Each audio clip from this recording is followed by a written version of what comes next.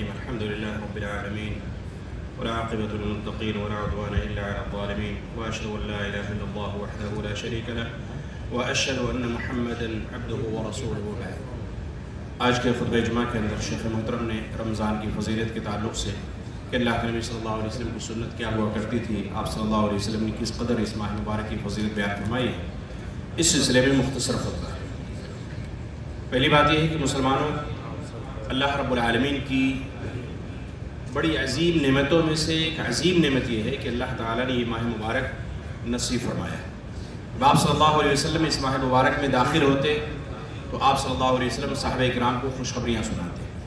جیسا کہ حضرت ابو ہریرہ رضی اللہ تعالیٰ عنہ روایت وہ کہتے ہیں کہ رسول صلی اللہ علیہ وسلم نے فرمایا کہ اتاکم شہر رمضان شہر مبارک، تمہارے پاس مبارک مہینہ آ چکا ہے، تمہارے پاس رمضان کا مہینہ آ گیا ہے، یہ بابرکت مہینہ ہے.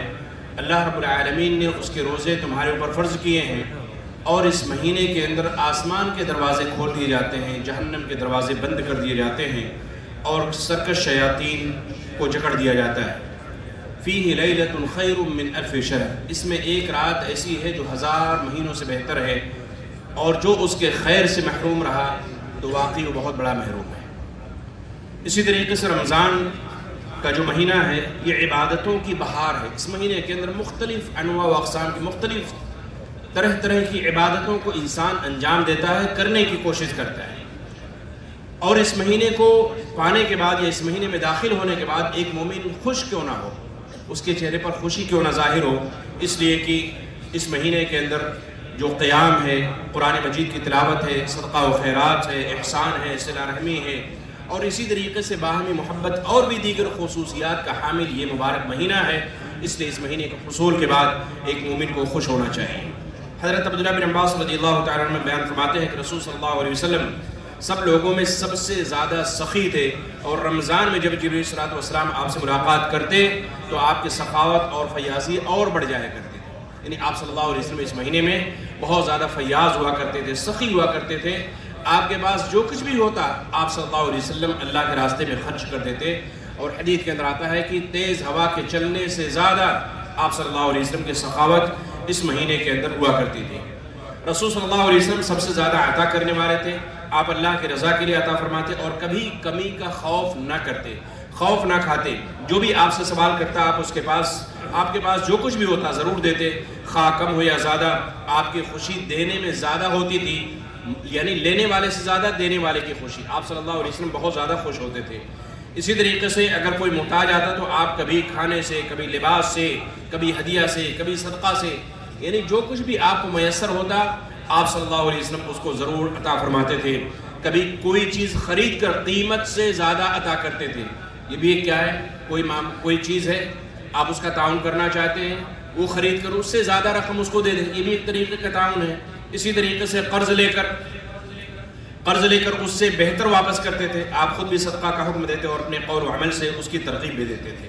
یہ ہمارے لیے ایک عظیم ترغیب ہے کہ ہم بھی اپنے نبی کریم صلی اللہ علیہ وسلم کی اقتدا کرتے ہوئے باہمی تعاون، ہمدردی اور سخاوت اختیار کریں، خاص طور پر اپنے ضرورت مند رشتہ داروں اور بھائیوں کے ساتھ. رسول صلی اللہ علیہ وسلم نے فرمایا کہ مسکین کو صدقہ دینا ایک صدقہ ہے. آپ اگر عام مسکین کو صدقہ دے رہے ہیں تو وہ ایک صدقہ ہے، ایک نیکی ہے. اور اگر رشتہ دار کو دے رہے ہیں تو اس میں دوہرا اجر ہے، ڈبل اجر ہے.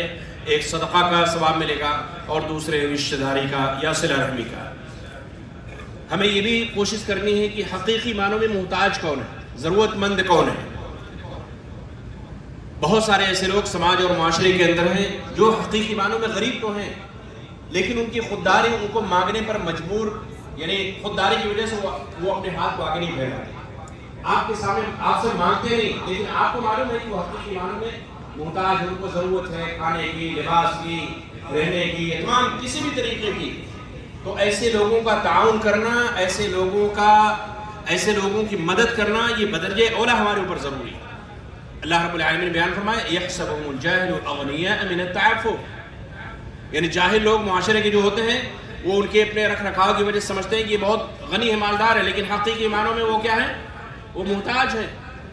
تو ایسے لوگوں کا تعاون کرنے کی ضرورت ہے.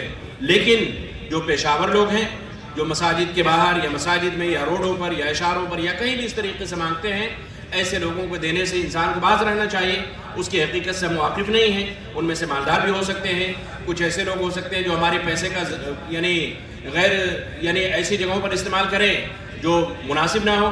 تو ایسے لوگوں کو دینے سے کیا ہے، ایسے لوگوں کو دینے سے اپنے آپ کو دور رکھنا چاہیے. اسی طریقے سے میرے عزیز ساتھیوں، یہ رمضان کا مہینہ، اس میں ہمیں زندگی کا ایک نیا باب شروع کرنا چاہیے، اور وہ سچی توبہ کے ذریعے سے. یہ مہینہ یہ توبہ کا مہینہ بھی ہے. یا ایھا الذین آمنوا توبوا الی اللہ توبۃ نصوحا. آپ کے اوپر گناہوں کا بوجھ ہے، انبار ہے، پہاڑ ہے، مایوس مت ہوئیے اللہ کی راہ سے، پلٹیے اللہ کی طرف. سچی توبہ کے ذریعے سے اپنی زندگی کا ایک نیا باب، زندگی کا ایک نیا آغاز شروع کیجیے. زندگی کو نئے موڑ پر لانے کی کوشش کیجیے، زندگی میں تبدیلی لائیے. یہ موقع اللہ نے آپ کو دیا ہے.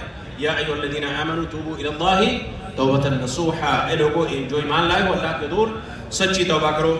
اس لیے زیادہ سے زیادہ توبہ کر کے اپنے گناہوں کی معافی حاصل کرنے کی ضرورت ہے. اسی طریقے سے رمضان کا جو مہینہ ہے، یہ افطاری کرنے کرانے کا اپنا ایک الگ ثواب ہے، لیکن میزوں کو، سفروں کو سجا کر اس کو سوشل میڈیا پہ نشر کرنا، یا اس میں فخر و مباحات کی کوئی چیز ہمارے ذہن و دماغ کے اندر، دل کے اندر پیدا ہو، اس سے ہر ممکن کوشش کرنی چاہیے ہر شخص کو اپنے آپ کو محفوظ رکھنے کی.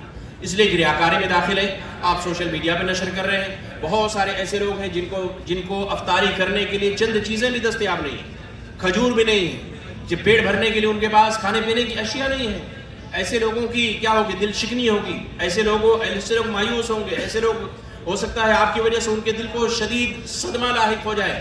اس لیے فخر و مباحات یا اسی طریقے سے ریاکاری، دکھاوا، ان تمام چیزوں سے باز رہتے ہوئے ایسے سفروں کا یا ایسی چیزوں کا سوشل میڈیا پہ نشر کرنا یا لوگوں میں نشر کرنا، اس سے بچنا چاہیے.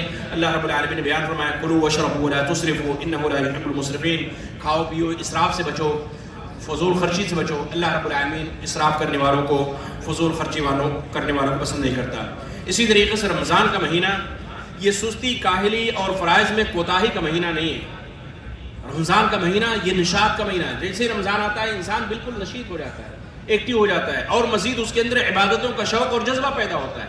لیکن اگر آپ کے اندر سستی، کاہلی پیدا ہو جائے، آپ فرائض سے کوتاہ ہوں، واجبات کی ادائیگی میں سستی کریں، یہ بہت بڑی محرومی ہے آپ کی. اس لیے کسی بھی طریقے کی سستی اور کاہلی نہیں ہونی چاہیے، چاہے وہ آپ کی ڈیوٹی کا مسئلہ ہو یا اسی طریقے سے بچوں کے مدارس کا مسئلہ ہو، اسکول کا مسئلہ ہو. کسی بھی طریقے کی چیزیں سستی اور کاہلی رمضان کے مبارک مہینے میں نہیں ہونی چاہیے. اللہ رب العالمین سے دعا ہے کہ اللہ تعالیٰ ہم تمام لوگوں کو اس بابرکت مہینے سے خوب فائدہ اٹھانے کی توفیق عطا فرمائے. اللہ تعالیٰ ہمارے صوم و صلات کو قبول فرما لے. اللہ تعالیٰ میں صدقہ و خیرات کرنے کی توفیق عطا فرمائے. اللہ تعالیٰ میں غربا، فقراء، مساکین جو ہم جسے جانتے ہیں، پہچانتے ہیں، ان کا تعاون کرنے، ان کی مدد کرنے کی توفیق عطا فرمائے. آمین ثم آمین. اقول ما تسمعون واستغفر الله لي ولكم ولسائر المسلمين من كل ذنب فاستغفروه وتوبوا اليه انه هو الغفور الرحيم.